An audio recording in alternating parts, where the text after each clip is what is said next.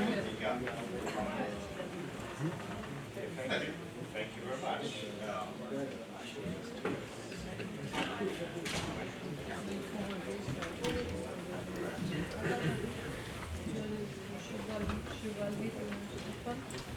So can you all hear me? I'm waiting just to see my slides also.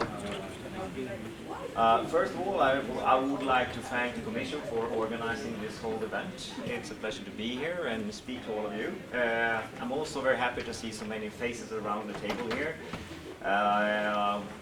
It's an opportunity for us to convey our message to you, and hopefully we will have a very good and interesting day. I have been asked to present the IFAFRI itself and the work that we do.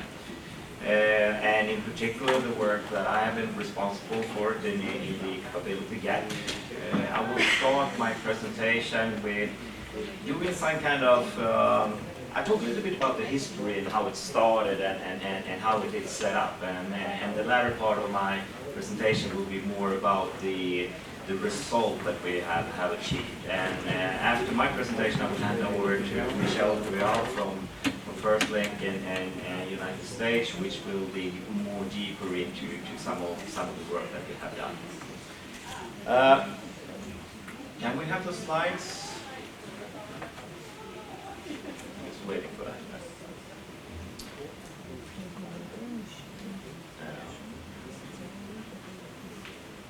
First, I just want to say that we have an interesting logo, which kind of tells us what we are about. I'm not sure who actually designed the logo, but I know it was somebody from the US team, but kind of shows who we are and what we represent. We have the globe. Unfortunately now you don't see it here, but we have the globe representing that our forum is a global one. It's about connecting with the world, and it also represents the three major legs of the first responders. We have the police, we have the fire brigades, and of course we have the ambulance service. And what we're trying to do is connect all of these three major part of the first responders, but what we also try to do is to have discussion with industry and academia, of course, and hopefully in the longer run here we will be able to influence the world to make better equipment, technology, boost innovation when it comes to what our first responder needs. So how is it going there? Do you have the memory stick or something? I have that in my bag, but you don't have it on the computer now? Okay, just give me a second. Yes. So, I just want to say, I'm not the first responder myself. I work for the Swedish Civil Contingency Agency, and we are in Sweden kind of like a network organization, an agency which has a responsibility for our fire and rescue services, and also a lot of good work when it comes to crisis management, civil defense, we do it from the agency. Personally, I work with, somebody mentioned before, standards. That's typically one of the things that I do, and also I work quite a lot with international work and trying to get countries to discuss issues together and come up with joint solutions. That's kind of like why they put me into this work. Next slide, please. This is a very old picture. It's actually the first meeting that we had in this forum. It is taken in a very special place, actually. It's the old embassy in London, US Embassy in London. And Andrea, you told me, you said that I was the original founder of this, and that's actually not true. You can see here, just on the right side to me, you have a man from US who is called Jay Martin. And I think he was the original founder of this. It was his idea, as I understand, and he talked to all the countries, making sure that we start working on this. He's no longer with us in the forum, but he was the person that actually started this.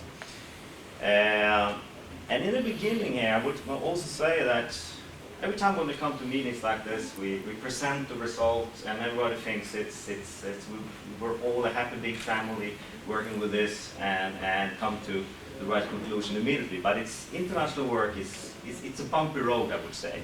It takes a long time to get agreements in place. You have to learn, get to know each other. There are different agendas around the tables and so on. And we started with this. It was quite challenging. Some of the challenges was, well, we have some countries were raised the issue that they were not even allowed to talk to the industry from their juridical point of views and so on. So they had some problems in contributing to this work. We also had some skepticism of some countries thinking that, okay, why are the US starting this? Perhaps they want to take over our market. That was one of the things that some people raised also, is that it was skeptic in that sense. And also one of the major parts that perhaps became first an obstacle, but then we came up with a solution, and that was, in order to set up something like this, it's a unique setup this. US brought a lot of countries together, and then we need some kind of rules to work with. How can we work and get agreements in this setting? And the first thing that the US, and they did actually a mistake in the beginning when they tried to set this up, and that was basically that, how should we work? Well, they talked to their lawyers. That was the first thing to try to decide, how we should work. And when lawyers decide things, it becomes a little bit too overwhelming. But I think that was also one of the things that united us, because after a while we decided that, well, we need to fix this, we need to come up with a good way of discussing in this forum. So after the initial discussion we had, we decided that this is an open network. It's something where we decide by consensus, so that means that we need heavily support from everybody around the table in order for us to decide anything. And it's also an open network more than a formal organization. So that was the solution we came up with. And as you can see in this picture, in the beginning it was called the consortium. It doesn't become a consortium, it was more like we decided to make it a forum. Next slide, please. So the starting point of this was we had to define a common problem. What was the thing that we were all challenging? Well, the first thing we identified was that at the moment there was no current mechanism to identify and discuss capability gaps. We all did it by ourselves. And the other issue was mainly that we are living with a very fragmented market. I know that the US side, DHS compare themselves a lot to the DoD, the Department of Defense, and when it comes to the military, you have a completely different situation. Then you order one thing and you order that in a very large quantities. While when we're talking about first responder equipment, many times it's a local thing where you have somebody order very small quantities of things that is needed. So it is a fragmented market. And these two problems where we have no common way of discussing and we order things in small quantities, well, there is not so much reason for industry to focus on our issues. So here was kind of like the key why the US proposed us to start working together, join forces. That was basically what they wanted us to do in order to show that there is actually a huge market for this if you look at the whole market and just not look at each one single local community. So next slide, please. So basically, this is who we are. We are a global collaboration of governmental leaders focusing on enhancing and expanding the development of affordable technology and innovation solutions to improve first responders. Well, we're talking about safety is extremely important, efficiency and effectiveness. And through having a forum where we discuss this together, we are trying to give first responders a greater voice here. One key element here, I think we always have to think about, and that is we are talking about affordable technology. Our first responders are not known to have a lot of money. It's usually on the communities and so on. So what we always have to think about, whatever technical solutions we bring forward, it has to be affordable. That is one of the key messages from our forum, and in all of the gaps that we have identified, that is always there. We need to come up with new technology, methods and solutions, but it has to be, the first responders need to be able to purchase it as well. Next slide. The participants in this is kind of a strange setup actually. If you look at the map there, you see the 13 countries that are involved in this together with the European Commission. Do anybody knows here why did those countries sign up for this? It's a very simple answer, and that was that when US started this, they had bilateral agreement with these countries. So the reason why we have this country starting with a forum, and now we're expanding to even more countries, but that was basically US, they connected all of the bilateral agreement into one pot. This also shows, in order to work, it's also challenging, because we are all under different legal systems. How the first responders are connected in these countries are very differently. Sometimes you have one agency responsible for it all, can point like this. Sometimes it's very divided, and we are all working differently. So it is challenging in that sense. But we believe that together we will have a stronger message out there. Next slide, please. So in the beginning then, when we started to discuss what is the solution, what do we need to do? Well, what we want to do basically, it's very simple. We want to try to influence the global market to develop affordable, innovative solutions for first responders. That's the major goal here. And how should we do that then? Well, first of all, we need to agree what are the problems that we need to solve. So what we were set out to do is to define a list of capability gaps, which we all say that these are things that needs to be sorted out. We also worked on characterizing, well, the market. Just pointing at the market, well, as I said, usually when we talk about first responder, you're very small quantities, and that can be a problem. But when you look at the whole market, all of the first responders in all of the countries, this is actually a huge market for the things that we need. So that has also been one part of the work, looking at the existing market values and so on. And through the work that we do, we want to actually inform the R&D community what is needed, trying to influence them to focus on our issues. Of course, we also, in our work, we look a lot at what has been done, where is the research now, so we also try to educate first responders on what is the existing equipment that is already in place. And just this day here, that's perhaps one part of that work, to look at what do we have there.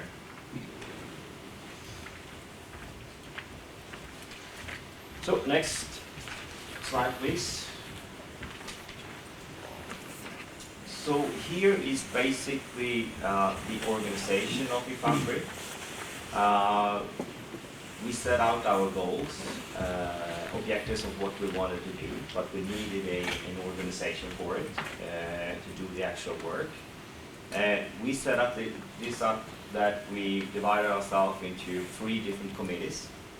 I would call them kind of like the working groups that do the actual work, where one part of the committee was the Capability Gaps Committee, and we are set out to analyze and organize and prioritize the common global capability gaps that we identify. And of course that is the central part of the IFAFRI work. I will talk a little bit more soon about the processes, how we work and so on, but that is being led by me since the start. We also have another committee, which we call the Research and Development Committee. And that was initially being led by UK, but who now has handed it over to the Netherlands. And this group is focusing on facilitating dissemination of information that is useful for industry and academia, to initiate development of relevant solutions to establish capability gaps. And a lot of their work is looking into what are the existing research and development in the areas, and try to make a repository of what is out there. Perhaps Vin, we have a perhaps this can be a good spot to introduce you, and if you say a few words about yourself and how you will continue the work with the R&D committee. Yes, thank you. My name is Wim Beckman from the Netherlands. I'm head of the institute that delivers all the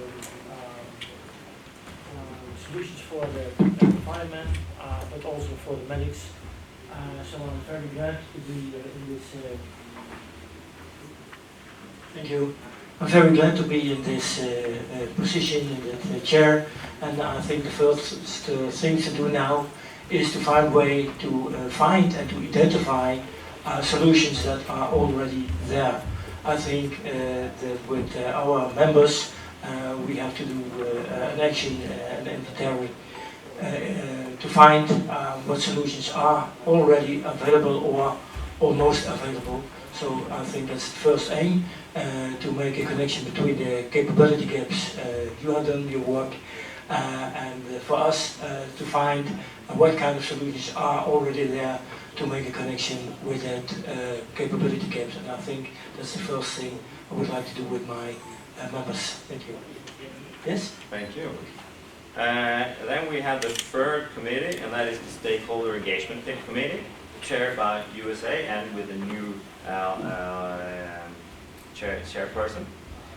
And here we have Ron. Thanks, Devon. My name is Ron McNeil. I'm with the Department of Homeland Security in the United States.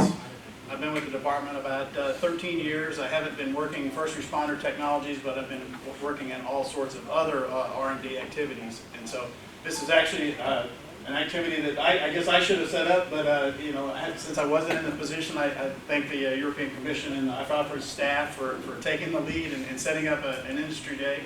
But we do have one in the States in a couple of days that I'm going to be participating in. So I look forward to engaging with everyone here to try to figure out how to keep this activity going. It's good to, you know, we published capability gaps, but now we have to move on and come up with some metrics on how first responders are being able to use the technology and understanding who's going to be out there making those purchases. So that's an important part of it. So I look forward to meeting everyone. Thank you. That's also one of the key messages here. Now we've been working quite a lot of identifying gaps, but the next phase of IFAFRI is making sure that things happen. So I think that the work of these two committees will become much more focused in the IFAFRI. Moving on, each one of the committees has a work plan, of course, to specify with all of the things that we need to do. I think we can have the next slide there, and the next. And for my part of work, well, our main mission is to identify and prioritize first responders capability gaps. And of course, important to highlight is that we work by consensus with the members. So what we have identified as a gap, that means that all of the people of the group has to support it. Next slide. So basically, how do we work in order to reach consensus of what is a global capability gap? Well, the first thing we did was that we needed to come up with a method or a way to make sure that all countries involved in this, we work in the same way, so we can compare what we're doing. And also, one of the problems here, or challenges, I would say, is that all of the participating members have come differently, have been working differently back then. In the US, for example, you've been working with trying to identify your gaps in, I think, like 10 or 15 years, several iterations, so you know very well what you would like to focus on. Other countries participating in this forum has never done it. So what we try to do first is to learn from each other, take some of the examples from the US, learn from that, and we design a very simple method of how to discuss this on a national basis. And also, gaps can be many different things, but we also agreed on how the format of a gap should be presented. And you will see later on when we present the gaps, it's always the ability to do something. And the gaps itself are kind of wide in their nature. So, but that was also one important thing, to make sure that everybody is presenting what they conclude in the same way, so we can apply it in some way. Next thing also, it was to ensure that all of the countries did their homework. Somebody was starting from 0, others were starting from iteration 5 and so on. So we encouraged all of the participating countries to actually have national discussions on what are your gaps. And once everybody had done their homework, we compiled this into an enormous Excel sheet with I'm not sure how many gaps we had in the beginning, but I think it was kind of like 200 gaps identified. And we deleted all of the redundancies and so on, and I think we came up with a list of 100 gaps. And to present 100 gaps to industry and say this is something you should work on, that's kind of difficult.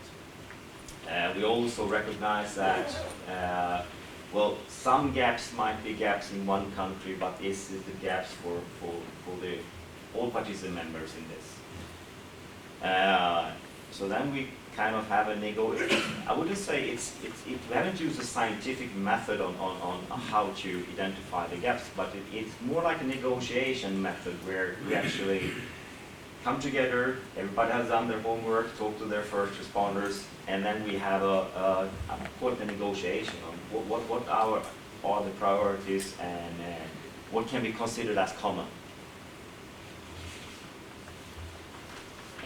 Next slide, please. Here you can just see, well, it's the figure presenting what I said there. So we have all the members doing the homework, we compile it to something, we do a prioritization, and what everybody can support, that gets on the common global capability gap list.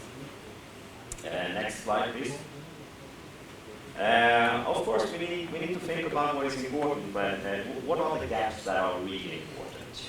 What do we want to present to the academia and industry when it comes to this? Of course, first priority is if we can increase responder safety. That's one thing that comes up high up on the agenda. And of course, increase the safety of the affected population, mitigate consequences, decision making, and of course improve the response to various types of incidents, and if we can make an impact on effectiveness and efficiency on how to respond, of course that's something that needs to be prioritized.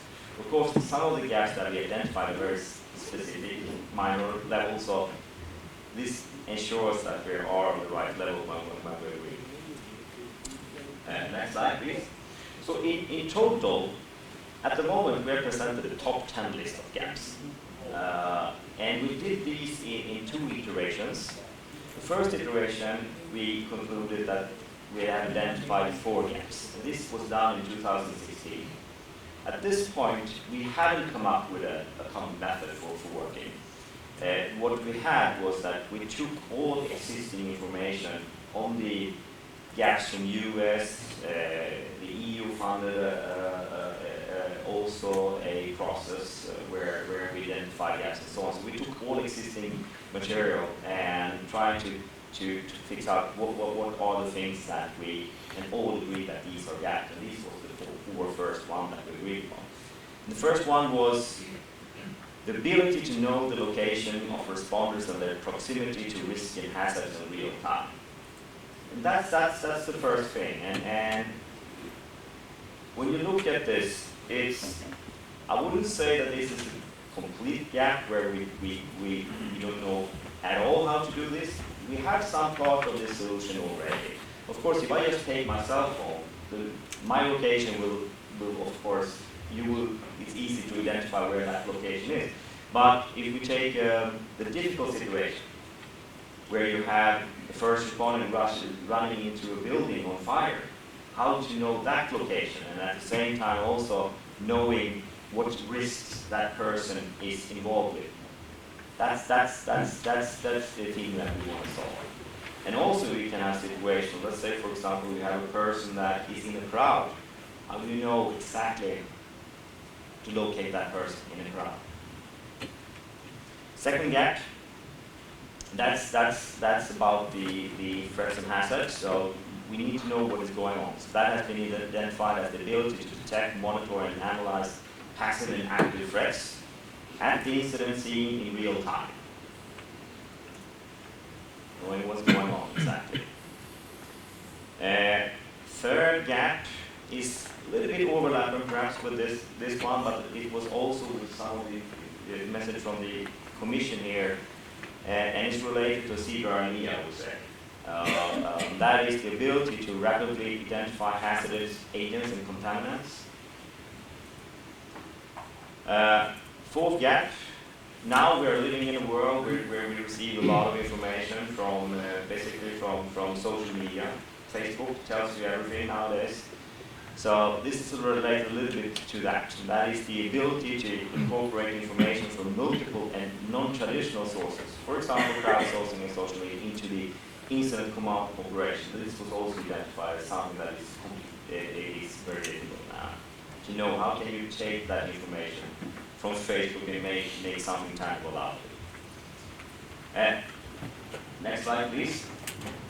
So what we concluded, then we started using our method, everybody did their homework. The first conclusion from the next iteration was that the 4 gaps that we had identified in the first round, that those were still valid. So those are still up on the list. But we discussed and we took the results from all the national gap analysis and concluded 6 more gaps. First one, that has to do with communication. The ability to maintain interoperable communication with responders in any environmental conditions. There again, I can use my cell phone and call anybody, but during the extreme situations, that's when it becomes a problem. Gap number 6, and this is perhaps also about trying to know what is going on there while you are here. The ability to obtain critical information remotely about the extent, perimeter, or interior of the incident. Gap number 7, and also this was a discussion earlier. We talked about drones, and this is related to that, but perhaps not just drones. We have other robots also underwater, on the ground that we need to be able to use. And that is the ability to conduct unseen operations remotely without endangering responders. Gap number 8, and that has more to do with knowing exactly in what situation your responders are. So we have identified as the ability to monitor the physiological signs of emergency responders. You send that person into the building, how do you know it's in good shape? And 2 more gaps, and gap number 9 linked also slightly to the one on social media there, and that is the ability to create actionable intelligence based on data and information from multiple sources. The problem today is that you get so much information from various places. How do you coordinate that into one thing, and one thing that will, you can steer the situation, knowing what is right, what is wrong. Last one, also high up on the agenda here, and that is the ability to provide provide advanced personal protective equipment for any incident time. What should you wear? How to make sure that helps you out. So that's the total list. I know that Michelle will later go on into some more of the details in each one of these gaps later in the presentation. Next slide, please. And I can say I'm reaching the end of my presentation here, and this is just to give you an overall picture of the results from the forum so far. We have the top 10 list, and that is gaps that we want to try to influence academia to focus research on. We want to influence the industry to work on equipment for us. Of course, we have a bucket list there of hundreds of gaps, and there will always be this iteration of what is the top priorities. But we said that we want to give you a tangible list of what we think is important, and that is 10. Say 10, that is the maximum. Each one of these gaps is also supported by documents which give detailed descriptions of what we mean by this gap. What is the technical involvement that we need to achieve in order to fill that gap? So that is what we call the statement of objectives documents, the STO documents. And then what we have also done, it's not finished yet, but what we also do is we need to look into the state of art. Where is the research now when it comes to this gap? So we have developed documents, what we call deep dive analysis documents, which kind of specify the market and also specify the state of art at the moment concerning that gap. So, I think we can, next slide please. We also have a web page, it's important to so here you see the address to our web page, and all of the results that we conclude will be available here on this web page, where we give information on what's going on, but also all of the documents and so on. Once they have been finalized, you can find them here. So that's one place where you can find more information. So with that, I would like to conclude my presentation, and if you have any questions and so on, please. Thank you very much. Stefan.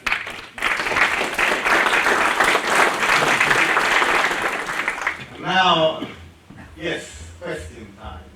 We'll take a few of them, I think, and then give you the possibility to answer.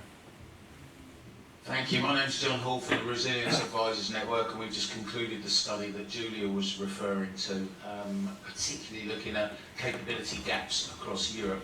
So I'll start off actually the last slide, which was taken down far too quickly. I've got to give you credit, because unless I'm very much mistaken, the police officer, the firefighter, and the paramedic were the same person. That's got to be the ultimate in interoperability, hasn't it? Well done. Actually, I would say, it's interesting that that picture is, the face of the picture was actually, it's one of the persons that, he's no longer with us, but he was driving the whole, this forum for 5 years. So you're trying to tell me he was none of those, which is even more interesting. We just concluded our study, and we took a slightly different approach to identifying capability gaps, where for the 34 member states we were lucky enough to see their in-depth risk assessments, including their terrorism risk assessment and their civil protection, natural disaster and humanitarian risk assessments. We were then able to map that against existing capability. So right the way through the technological capabilities, the on the ground, the structural, the organisational capability, and then identify some maps. Now the point of this, there's no right or wrong way of doing this, is that at the moment we now hold a repository of very detailed capability gap for 34 countries in Europe. So my question is really simply, is there any way we can introduce an update to the capability gap list to reflect, bearing in mind it was 2016, to reflect some other information coming through? Is there any way that it can be refreshed can Well, have another look. Thank you, Stefan. I think what we said in this is that we need to also think about that it's one thing that we are collecting gaps all the time, and the top 10 list, that is a list that will try to influence making sure that these are areas that is being prioritized when we have funding for research, for example, and also ensure that industry see that there is a market here and so on. And we have said that this is something that we need to revise and so on, but we need to start somewhere. And you saw there we were actually keeping 2 lists. We have the top 10 lists, which are the priority, and then we have the bucket list, which is the rest. And at one point, we will definitely discuss, when is the right timing for revising the top 10 list and exchanging somewhere. And of course, when one of the gaps has been filled, that will be struck and then has to be replaced by something else. But there might also be another situation. Let's say that we know that we've identified that there is a lot of research already going on in one gap, and perhaps then it's time to put another gap there, because it's a list of priorities. I would be very happy to look at the list that you have discussed, and I can say that at one point we will revise the list. We cannot do this continuously because then we don't have anything to focus on. But we will revise it in the future. So if you send me something, I will put it in the bucket, and it will be up for discussion next iteration. Other questions? Please don't be shy. Clive.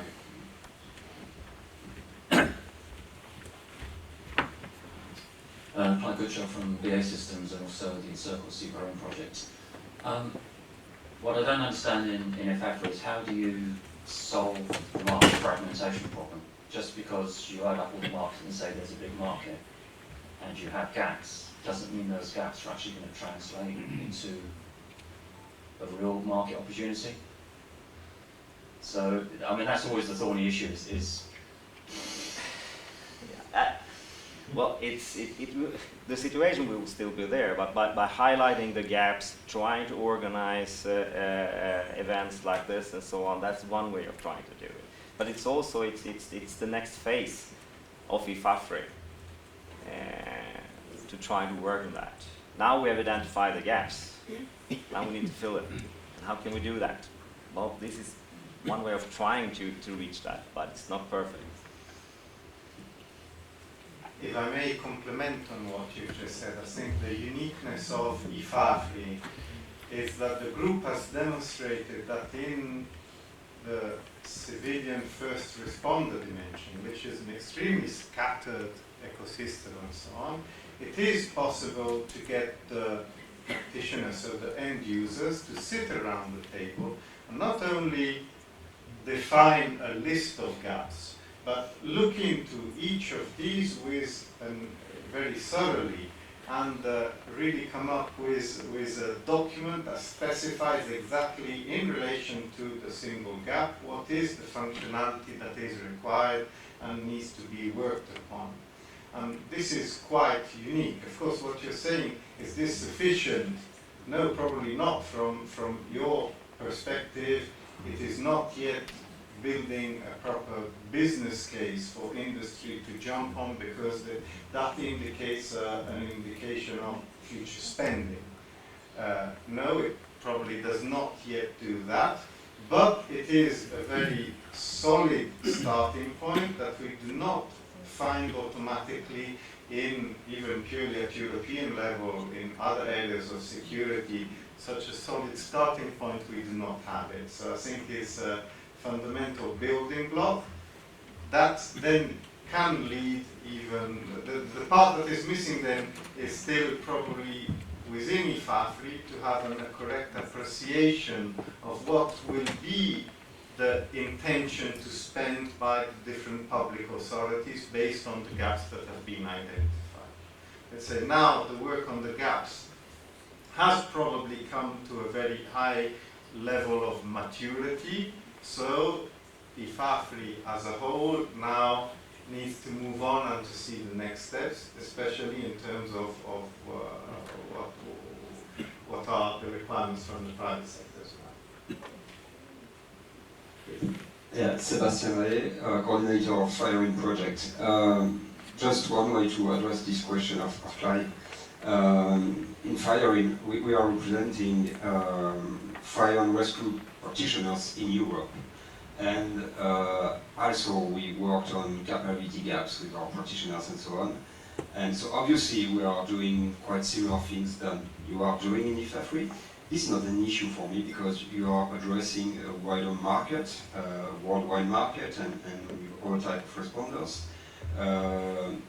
The thing we are doing probably is addressing correctly, I would say, this European market of fire and rescue practitioners in Europe. And what I would offer to you is to interconnect our networks, because you have this good list of gaps, I guess. You probably have also, you are doing probably a good screening of existing solutions. We can provide some entry to the network of practitioners in this field in Europe. And that's probably what you're looking for now. We are looking for contacts with the industry arena, so probably we can connect these initiatives in a stronger way now. Well, I would say definitely, and we are in that phase now. We have done our analysis, first point, now we need to make things happen. We need to coordinate with other networks as well, and join forces to make things happen. So I don't see any, we can definitely work together. Other questions?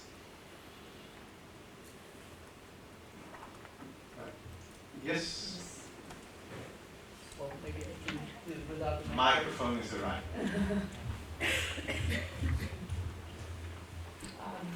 You describe the gaps very much from a technological position, let's say.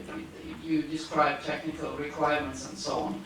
Are these gaps also open for non-technological solutions, let's say common trainings, common terminologies, standard operating procedures and so on, or are you limiting it to technological solutions? We're looking at both. I mean, what the solution is, that is up for the academia and industry to provide, and you have both, I would say. And what we're trying to specify with you will see Michelle later on go into more of what we have established there, but we are not specifying the solution. We are specifying the problem and what is needed, and then what the solution will be, that is up for the industry and so on. And if they, sometimes it might be about the work method, sometimes it's about the technology. So it's both, I would say. But perhaps it's a little more easy for us to specify the technical, logical stuff when we're talking about it. But that doesn't mean that technology is the only way of making sure that we are developing the right things. Exactly.